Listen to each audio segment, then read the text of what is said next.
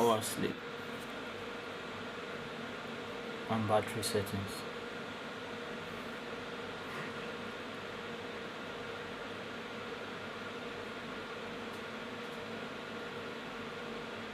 System is a bit slow.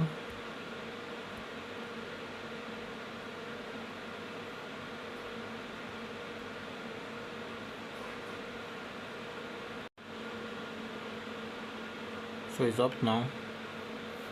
Click on the third option, 1 2 3, screen, sleep and hibernate timeout.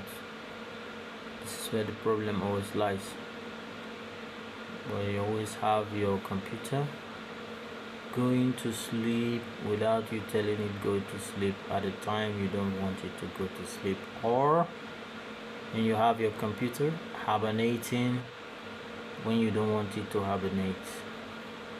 So I have already configured everything from my end to never go to sleep, never hibernate, and never turn off. So you can click the desired minutes and hours. So you see, you can click each one, the desired minutes and hours, or better still, you keep it at never.